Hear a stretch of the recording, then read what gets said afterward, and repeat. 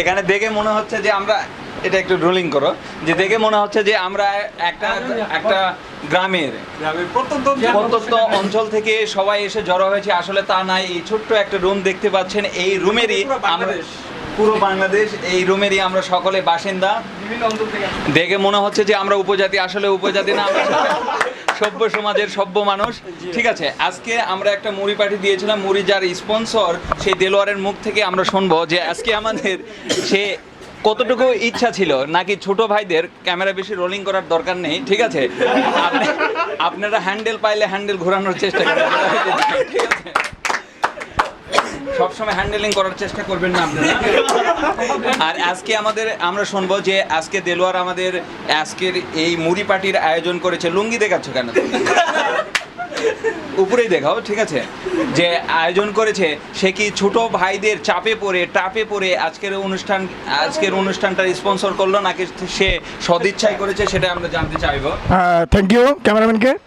আসলে আমার ইচ্ছে ছিল অনেক বড় কিছু করার, কিন্তু যেহেতু শুরু হয়েছে সাদ্দাম ভাইয়ের মাধ্যমে, উনি যেহেতু সংক্ষিপ্ত আকারে অর্থাৎ সংকীর্ণভাবে 100-150 টাকা দিয়ে শেষ করে ফেলছে, এই জন্য এটাকে তো আর ক্রস করা যায় না। লিমিট ক্রস করলে আমাদের বড় ভাইকে ক্রস করা হইলো, সেজন্য আমি ছোট আকারে করছি, নতুবা আমার ইচ্ছে ছিল খুব বড় আকারে করার। এটা 100% মিথ্যা কথা। এরা কি করেছিল, আমি 1200 টাকার একটা এর আগে করেছি এবং ওরা হলো 1200 টাকা 600 টাকা সিএনজি ভাড়া দিয়ে। দর্শক কিছু মনে করবেন না, উনি এমন ভাবেই মিথ্যা কথা বলে, এটা কোনো ব্যাপার না। আজকে আমার হলো মোটরসাইকেল নিয়ে যায়, মোটরসাইকেলের গিয়ারটাও নষ্ট করে দিয়েছে। যে করেছে একজন বরিশালের ছেলে। কিন্তু দুঃখজনক হলেও সত্য, ওনার যে মোটরসাইকেল, ওই মোটরসাইকেলের মোটরই নাই। এটা সে হিংসা প্রবণ হয়ে বললো, তা এটা একটা সম্পূর্ণ হিংসা প্রবণ একটা কথা। আমরা ঘটনার তদন্তের জন্য মোটরসাইকেলের যেই বলা হচ্ছে যে মোটরসাইকেল, ওই মোটরসাইকেল আরোহীর নিকট আমরা যাবো। আসলে কি এই মোটরসাইকেলে কোনো মোটর ছিল কি না? না, কোনো মোটরই ছিল না, এটা ছিল খুবই অকেজ। আমি নিয়ে আরো চালাইতে খুব কষ্ট হয়েছে নাকি? জি জি, আমি বিসি ভবনে বিসি চত্বরে গিয়ে আমি আর বিপদে পড়েছি এই মোটরসাইকেলটা নিয়ে। আবার মোটরসাইকেল নিয়ে গেছিলে কাজ খুব তাড়াতাড়ি করার জন্য, উল্টা মোটরসাইকেলে তোমার কাজকে হ্যাম্পার করছে। আমার কাজ আরো লেট হয়েছে, আমি ওটাকে হাঁটিয়ে নিয়ে গেছি। আমার কাছে কি মনে হয় মোটরসাইকেলটা কি দোলাইখাল থেকে নিয়ে আসা না অন্য কোথাও? এটা চোরাই মার্কেট থেকে নিয়ে আসা। দর্শক স্বীকার করেছে যে সেটা চোরাই থেকে, কিন্তু সেটা মোটরসাইকেল সে স্বীকার করেছে। আসলে চোরের মন ওই যে চোরাই বাজার পর্যন্ত থাকে, সেটা আপনারা সবাই হলেই জানেন, এটা 100%। আমার একটা ছোট ভাই খুব বলার ইচ্ছা করছে, মাঝখানে একে চিবা চাপাই আপনারা দেখতে পারেন যে আসলে যে ভাই যে বলছে মোটরসাইকেল, আসলে মোটরসাইকেল হচ্ছে সাইকেলই, আসলে রেডিসের সাইকেল ছিল, সে ঠেলুক আর যেভাবে যাক, মোটরসাইকেল তো মোটরসাইকেল, এটাই আমি বলতে চাচ্ছি। মোটরটা ছিল, মানুষটাই মোটর। এই হলো নিজেকে মোটর মনে করে কিনা, এই হলো ছিল মোটর আর আমারটা ছিল সাইকেল। তো আজকের এই যে আমাদের বিভিন্ন বড় ভাইদের বিভিন্ন চক্করে ফেলে বিভিন্ন টাকা খরচ করে নিয়ে যে এখনো কোনো ধরনের খাবার খেলাতে অভ্যস্ত হয়নি, সে আমাদের শরীফ। সে খাবারের সময় আপনারা তার ভুঁড়িটা লক্ষ্য করবেন, সে সব সময় বড় ভাইদের খেয়ে ভুঁড়িটার এই অবস্থা করেছে। ছোটখাটো একটা মানুষ, কিন্তু খুবই লাভার বয়। একেও আপনারা বিজনেস ফ্যাকাল্টি একটু সংশোধন হবে। বড় ভাইদের খায় না, মানে বড় ভাইদের থেকে টাকা পয়সা খায়, সেটা হতে পারে। বড় ভাইদের খাইলে আবার সমস্যা। আচ্ছা, সমস্যা না, আস্তে আস্তে সিরিয়াল কমতেছে। ব্যয় দিছে 200 টাকা, ব্যয় দিছে 150 টাকা, পরে দেবো 100 টাকা। আমার 50 টাকা ফেরত দাও, আমি 100 টাকা দিলে। যাক, সমস্যা নাই। আমরা আরো চাই, ঠিক আছে, আরো চাই, মানে এরকম হোক, ঠিক আছে, বড় ভাইয়ের কাছ থেকে একটু বেশি চাই, তবে মানে একটু চুরি সিস্টেমে কম করে, ঠিক আছে। তো এখন মুড়ি পার্টি আমরা চাই, আল্লাহ আরো দেখ, আমরা 2 দিন পরে কালকে বিরিয়ানি একটা পার্টি হয়ে যায় বড় ভাইদের উদ্দেশ্যে। আর আমাদের রুমে একজন ঐতিহাসিক রয়েছে এবং লেখালেখি করেন, বই লিখছেন, এবং আজকে মহেনজোদারো ছবি দেখতে, মহেনজোদার বিভিন্ন ইতিহাসে তুলে ধরলো। সে একজন দেখলে, এবং বডি বিল্ডার, তার বডি আকর্ষণীয় বডি। সে আমাদের ইতিহাস সম্বন্ধে বলবে, মহেনজোদারো সম্বন্ধে যদি কিছু বলতো। মহেনজোদারো না, আমরা শুনবো যে ইতিহাসের একজন রাজকুমারী মমতাজ সম্বন্ধে, মমতাজের কততম সন্তান দানের সময় মমতাজ মারা গিয়েছিল, এই বিষয়ে যদি কিছু বলেন। আমি মনে করি আমাকে যে প্রশ্ন করা হয়েছে এটা অবশ্যই বিরোধী ষড়যন্ত্র, কারণ এরকম প্রশ্ন আমি পূর্বে কোনোদিন হয় নাই। সুতরাং আমি আর তীব্র নিন্দা জানাই, এবং ঈদের পরে এর বিরুদ্ধে এই অপ্রাসঙ্গিক প্রশ্ন করার কারণে ঈদের পরে আমরা আন্দোলনের কর্মসূচি ঘোষণা করব এবং আমি সাদ্দাম ভাইকে অনুরোধ জানাবো ওনার গালটা মুছে দেওয়ার জন্য। মুড়ি অতিরিক্ত খাইছে তো। আমি মুড়ি খাই না, মুড়ি খেলে ভুঁড়ি নষ্ট হয়। তাই এখন আরেকজন ছেলেকে আপনারা দেখবেন যে সব সময় তার ইজ্জতটি ঢেকে থাকে গামছা দ্বারা। এই যে আমাদের নূর হোসেন লজ্জাপতি একজন ছেলে, সে গামছা দ্বারা ইজ্জত ঢেকে থাকে, ঠিক আছে। আসলে আমরা যদি ক্যামেরার সামনে আসলে দেখাই যে আসলে তার ইজ্জতের মধ্যে কি ছিল, দেখি তো। আসলে এটা বিরোধী দলের চক্রান্ত, সবাই বুঝতেই পারতেছেন। এতে আমার কিছু করার নেই, তবে কিছুদিনের মধ্যে আমরা বিক্ষোভের আয়োজন করব, যে আমার ক্যামেরার সামনে মনে করেন যে আমাকে এইভাবে হেনস্থা করার জন্য। আর একটা বিষয় হলো, এই রুমে যখন প্রথম একজন ফার্স্ট ইয়ার আসলো, সে প্রথমে লাভার বই ছিল, কিন্তু হঠাৎ করে সে দেবদাস হয়ে গেল এবং জীবনের মোড় ঘুরে যায়। সে এখন কি অবস্থায় রয়েছে সেটাই আমরা জানবো। এই যে দেবদাস, ঠিক আছে, এটা হলো একজন দেবদাস। এখন ভালোবাসার সম্বন্ধে তাই সে কিরকম দৃষ্টি পোষণ করে, মেয়েদের সম্বন্ধে কি রকম দৃষ্টি পোষণ করে, সেটাই শুনবো আমাদের সেই লাভার বয় এবং বর্তমানের দেবদাস থেকে রাজু আহমেদ। আসলে ভাই প্রথমে একটা ভুল কথা বলছে। আমি লাভার বয় ছিলাম, এখনো আছি, ফিউচারে থাকবো ইনশাআল্লাহ, ঠিক আছে। তো মাঝে মাঝে তোমার আমরা জ্বর উঠতে দেখলাম, ঘুমে থাকতে দেখলাম, মোবাইলে সবসময় ডুবে থাকতে দেখতাম, কারোর সঙ্গে কথা বললে না। আগে যেমন প্রাণবন্ধ ছিল সেরকম প্রাণবন্ধ ছিল না, এটা কারণ কি? আসলে হচ্ছে ভাব, গাম্ভীর্যের মধ্যে একটা ভাব থাকে, সেটা আমি প্র্যাকটিস রিহার্সাল করতেছি, ঠিক আছে। বলে না প্রেমেরই জ্বরে মরেছি কেঁপে। যে আরেকটা ছেলে বলবো, যে হলো হঠাৎ করে ধর্মের প্রতি আসক্ত হয়ে গেল, এমনকি ঈদটাও কাটালো কিসে যে তাবলিগে। সে আচ্ছা, উনি এখন তাবলিগে চলে গেছে। তো আমরা এখন জানবো বিশিষ্ট ভূগোলবিদ জহিরুল ইসলামের কাছ থেকে। আমরা জহিরুল ইসলামকে উলঙ্গ গায়ে দেখতে পাচ্ছি, ক্যামেরা ধরে উলঙ্গ গায়ে। জহিরুল ইসলাম, সাদ্দাম ভাইয়ের ব্যাপার নিয়ে তুমি কিছু বলো, মোটরসাইকেল নিয়ে। আচ্ছা, আসলে টেলিতে দেওয়া আছে, মুখের সামনে না ধরলে কোনো ধরনের সমস্যা নেই।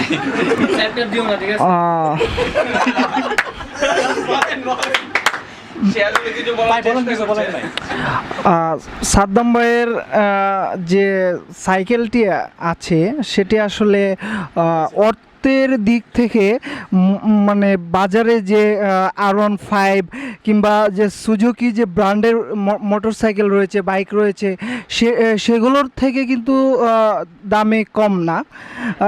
ওনার এই সাইকেলটির মূল্য বাংলাদেশি টাকায় 18 লাখ টাকা। আমি আরেকটি ইম্পর্টেন্ট কথা বলতে চাই, সেটি হলো সাদ্দাম ভাই কিছুদিন পূর্বে সাদ্দাম ভাই কিছুদিন পূর্বে 150 টাকার একটা মুড়ি পার্টি দিয়েছিলেন। ওই মুড়ি আনতে গিয়ে খরচ হয়েছিল 600 টাকা। এখন একজনের সঙ্গে আমি কথা বলবো, যে অত্যধিক, আমার মনে হয় অত্যধিক ধান্দাবাজ একজন লোক। আসলে ধান্দাবাজ কিনা আমি জানি না, যে স্বপ্নেও দেখে যে সাদ্দাম ভাই তাকে একটা হলো কি কিনে দেয়, জিন্সের প্যান্ট কিনে দেয়। তার স্বপ্ন সম্বন্ধে যদি আমরা কিছু জানতে পারি। আসলে আমি ছোটকাল থেকে শুনেছি যে ফজরের আজানের পরে স্বপ্ন দেখলে সেটা সত্যি হয়, কিন্তু আমি জানি না সাদ্দাম ভাই কেন এই চক্রান্তটা করছে। হয়তো প্যান্ট দিতে চান না, কিন্তু আপনারা সবাই সাক্ষী থাকেন, আমি স্বপ্নটা সত্যি দেখেছি। এখন স্বপ্নে দেখেছি আপনি নতুন একটা জিন্সের প্যান্ট কিনে দিচ্ছেন, এখান থেকে একটু ছেঁড়া আছে। আরেকজনের যদি ভিডিওর সামনে আমি না ডাকি তাহলে আমার একটা বিরাট অন্যায় হবে, যে কিনা ভিডিওর সামনে একটু দাঁড়ানোর জন্য রঙিন একটা গেঞ্জি পরে চলে এসেছে। এই যে ধন্যবাদ, ফাইনালি সে আমাকে সুযোগটা দিয়েছে, এই জন্য অসংখ্য ধন্যবাদ। আর কিছু বলার নাই। কেন মুড়ি পার্টি?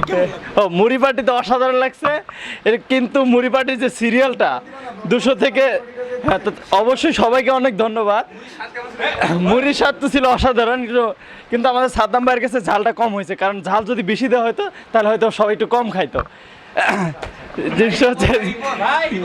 ফাইনাল এখন যে ক্যামেরাম্যান ছিল তার মুখ থেকে আমরা কোনো কিছু শুনতে পাইনি। এখন কথা শুনবো যে হঠাৎ করে এই আমরা যারা ঢাকা ইউনিভার্সিটিতে পড়ি তাদের অনেকে মনটা অনেক উদার হয় এবং সব কিছুতে একটু উদার দৃষ্টিভঙ্গি দেখায়। মনের মধ্যে যা থাকুক না কেন সমাজের বাইরে তা প্রকাশ করার চেষ্টা করে না, কিন্তু আমাদের রুমে একজন আছে যে সব সময় তার মনের ভিতরে যেমন বাইরে প্রকাশ করে তেমন, এমনকি এক ফোঁটা মধুও দিতে চায় না। সেই বরিশালের সন্ধ্যাকে আমরা ক্যামেরা রোলিং কি প্রবলেম, এই হলো বরিশালের সন্তান। আমি বলেছিলাম যে তোমার মধুটা, আমিও মধু কিনেছি, সেও মধু কিনেছে, মধুটা খাঁটি কিনা সে জানার জন্য, টেস্ট করার জন্য তাকে জিজ্ঞেস করেছিলাম, কিন্তু সে আমাকে দিতে সম্মত হয়নি। সেই কেন, এই কথাটা যদি তুমি আমাকে জানাতে যে তোমার মধুটা কেন আমাকে দিতে চেয়েছিলেন।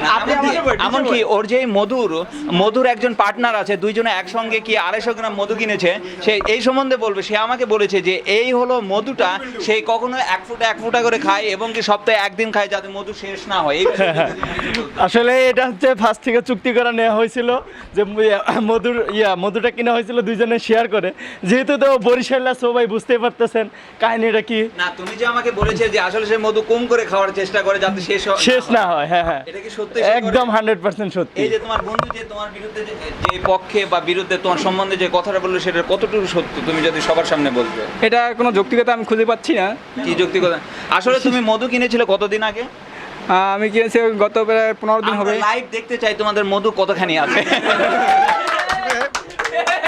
আসলে লাইভ চলছে সাইদুলের মধুচক্র। আমরা এখানে জানতে পারলাম, তুমি কি চাচ্ছ যে মধু দেখতে চাও কিনা? হ্যাঁ মধু দেখতে চাই, তবে রোমে যাদেরই মধু আছে আমরা সকলের মধুর বক্স দেখতে চাই।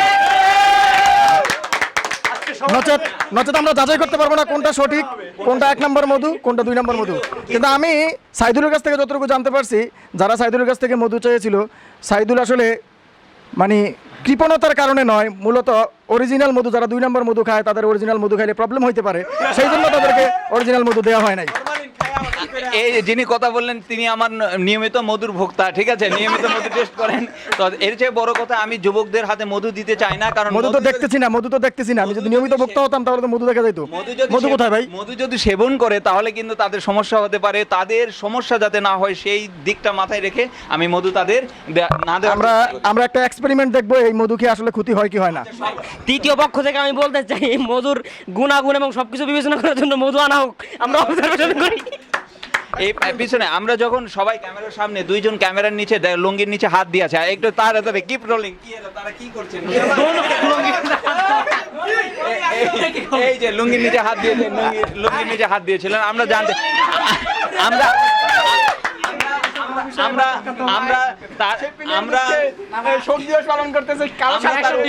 আমরা তার অনুভূতি জানতে চাইবো যে আমরা সবাই যে ক্যামেরার সামনে ছিলাম, সে ক্যামেরার পিছনে থেকে লুঙ্গিতে হাত দিয়ে তার অনুভূতিটা কেমন ছিল? না ভাই, এটা ভাই সম্পূর্ণ মিথ্যা একটা আলাপ, ভাই মিথ্যা একটা আলাপ করছো না বিষয়ে। না, লুঙ্গির ভিতরে হাত ছিল না, লুঙ্গির উপরে ছিল হাত। মিথ্যা কথা বলতে আমার বিষয়টা। আমি সকলকে, যেহেতু মুড়ি পার্টি উপলক্ষে এই আয়োজন করা হচ্ছে, সকলকে ক্যামেরার সামনে এসে পেট দেখানোর জন্য উদাত্ত আহ্বান জানাচ্ছি। দেখবো মুড়ির পরিমাণ কার পেটে বেশি, কার পেটে কম। আর একজনের নাম বলতেই হবে, যে হলো বড়, সে কখনো ইয়ারমেটদের সঙ্গে মিশে না, ছোট বয়সী মেয়েদের সঙ্গে মিশে না, সবসময় চেষ্টা করে বড় আপুদের সঙ্গে একটা সুসম্পর্ক বজায় রাখা। অ্যাকাউন্টিং লজ্জায় পালিয়ে আসলে ও ক্যামেরার সামনে আসতে যাচ্ছে না। আসলে ছোট ভাই ক্যামেরার সামনে আসতে যাচ্ছে না, তার কারণ হচ্ছে সোহরাওয়ার্দী উদ্যানে এইরকম একটা ক্যামেরা করে তাকে ব্ল্যাকমেল করা হয়েছিল। আমি যতটুকু জানতে পারছি, 2015 সালে সোহরাওয়ার্দী উদ্যানে কোনো এক নারীর সাথে তার একটা ভিডিও ইউটিউবে ছাড়ার পরে সে আর কখনো ক্যামেরার সামনে আসতে চাচ্ছে না। তো তাকে প্রশ্ন করবেন, তবে নারী সংক্রান্ত কোনো প্রশ্ন করো। ঠিক আছে, কি প্রশ্ন করবো? না করো, তোমাকে স্বাধীনতা দেওয়া হলো। আমরা এখন শুনবো যে উনি ফেসবুকে আমাদের যে বড় আপু আছে, ডিপার্টমেন্টের আপুগুলো আছে, তাদের সাথে কি আলাপ পারে, কি এত তার সে আলাপ যে করে, এটা তুমি নিশ্চিত? হ্যাঁ, আলাপ করে নিশ্চিত। আচ্ছা, আমরা সততার সহিত সে বলবে আসলে বড় আপুদের সঙ্গে তার কি ডিল হয়। আসলে ব্যাপারটা হচ্ছে, এতক্ষণ আপনারা যা দেখলেন বা শুনলেন সবই বানানো ছিল, সবই মিথ্যা ছিল। আমি খুব একটা ভালো ছেলে। ভাই সাদ্দাম ভাই তোমার কিছু বলবো না, সমস্যা নাই। যেহেতু বড় আপু, তোমার বড় ভাই সাদ্দাম যেহেতু বলছে বড় আপুর সাথে কথা বলার জন্য, তুমি সেই জন্য বলছো মিডিয়া হয়, এত তো কোনো সমস্যা নেই, বলতেই পারো। হ্যাঁ, সাদ্দাম ভাইয়ের আসল কথা গ্রহণ করছিল সাদ্দাম ভাইয়ের। হ্যাঁ ভাই,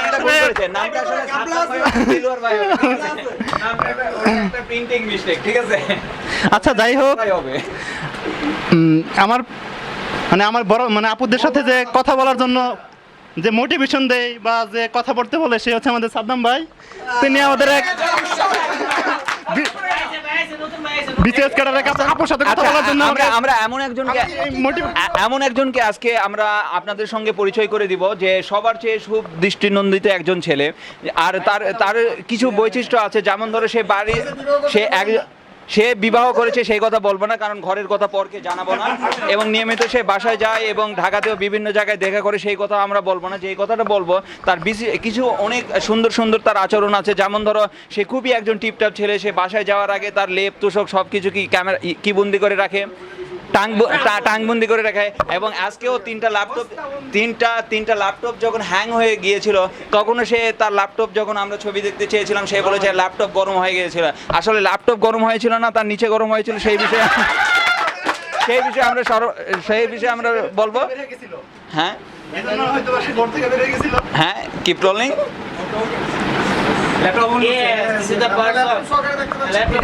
আসলে এখন আমরা জানতে চাইছি আপনি এখন কি ঠান্ডা হয়েছেন? সরি, আপনার ল্যাপটপ কি এখন ঠান্ডা হয়েছে? দেখতেছি দেখি ঠান্ডা হচ্ছে কিনা। সে দেখতেছে। একটু যদি আমাদের দিকে আপনার চাঁদ বদনটা দেখাতেন তাহলে আমরা ধন্য হতাম। ভাই দেখেন, আপনি যদি আমাদের উদ্দেশ্যে, আপনার বিরুদ্ধে বিভিন্ন কথা বলা হয়েছে, সেটা কতটা সত্য কতটা মিথ্যা? আর এটা বিরোধী দলের সম্পূর্ণ ষড়যন্ত্র, আমি এর তীব্র নিন্দা জানাই। আজকে সবাই যখন একসঙ্গে মহেঞ্জোদারো দেখেছিল, তখন আপনি কি করছিলেন? অন্য কোনো ভিডিও হয়তো দেখতেছিল। আমি আসলে আমি ওনার পক্ষে উত্তরটা দিয়ে দিচ্ছি। তখন তিনি আপনি ওর সম্পর্কে কি, এটা যদি আমাদের ক্লিয়ার করে। আমি হচ্ছে ওনার ছোট ভাই। আচ্ছা আচ্ছা। আর যারা ছিল, আর ক্যামেরাতে আমি বলি, বিভিন্ন জনকে দেখলাম, সেগুলো তাদের সঙ্গে আপনার সম্পর্কটা কি? সবাই আমার ভাই। আচ্ছা ঠিক আছে, এখন কথা হচ্ছে দিদারের শালি আছে। আচ্ছা আচ্ছা, আপনাদের দুইজনেরই ফৌজদারি দেখতে পাচ্ছি আমি। কথা হচ্ছে আপনারা সবাই যখন মহেঞ্জোদারো মুভি দেখছিলেন, তখন দিদার ভাই বাইরে গিয়ে একান্তে সময় কাটাচ্ছিল। একান্তে সময় বলতে কি বোঝায় এটা? আসলে কথা হচ্ছে ওনার যে মানে সুখকর যে স্মৃতিগুলো ওগুলো শেয়ার করছিল, আর উনি ওনার পার্টনারের সাথে একান্ত সময় কাটাচ্ছিল। ও, আমরা বুঝছি তার সুখস্মৃতি তিনি মৈথুন করতেছিলেন। কি আপনার হাসছেন কেন? সুখস্মৃতি মৈথুনের জন্য আমরা তাকে ধন্যবাদ জানাই এবং সাধুবাদ জানাই। আমাদের হাসার যথেষ্ট কারণ আছে, কারণ সুখস্মৃতি যে রোমন্থন করতেছিলেন সেটা দিদার বুঝে, অথবা আচ্ছা রোমন্থন মানে পুরাতন স্মৃতিগুলো সে রোমন্থন, আচ্ছা যেটাই হোক না, আমরা তো মৈথুন বুঝি না। কারণ এই রুমে আমরা জানি যে দুজনেই বিবাহিত আছে, সাদ্দাম ভাই এবং দিদার। তা আমরা আমরা আমরা আমরা বৈবাহিক জীবনের অভিজ্ঞতা সম্বন্ধে জানতে চাইবো সাদ্দাম ভাইয়ের কাছে। আপনি এই ব্যাপারে বলুন, আপনি কি বৈবাহিক জীবনের প্রথম রাত্রি সম্বন্ধে কিছু বলতে পারেন? আচ্ছা, আমি বুঝতে পারছি না সাদ্দাম ভাই বিষয়ে অনেক কথা উঠেছে। আসলে সাদ্দাম ভাইকে আমরা দেখতে চাই যে সাদ্দাম ভাইটা কে, আর সাদ্দাম ভাইয়ের বিষয়ে আমি কিছু বলতে পারছি না। সে হয়তো ঠিক আছে, এখন আমরা খুঁজে বের করবো সাদ্দাম ভাইটা কে এবং আসলে তার সাক্ষাৎকারটা নিব। আচ্ছা ঠিক আছে, আমরা 2-3 ছোট পোলাবেন পাঠা, ফার্স্ট ইয়ার পোলাবেন পাঠা সাদ্দাম ভাই গাড়ি ধরে আনার জন্য।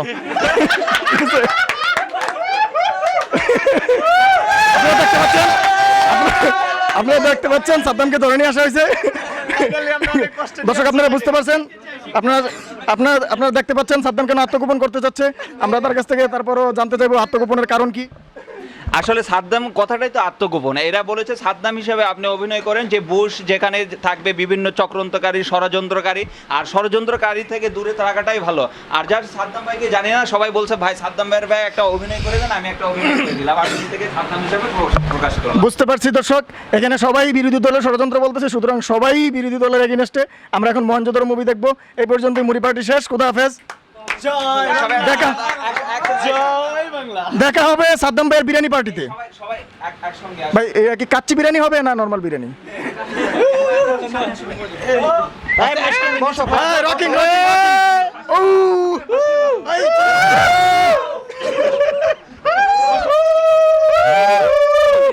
ধাক্কাতে নেওয়া হলো না শেষ হয়ে গেছে তো এটা ওটা আমরা কি না ইসমাইল তার প্যাক আপ কিছু বলতা দেবদাস ঠিক আছে আর কোনো সমস্যা নাই অরিজিনাল আমাদের দেবদাস রিয়াল দেবদাস ভাই এগুলো শেষ করুন মহেন্দ্র দিকে ওকে সবাই ধন্যবাদ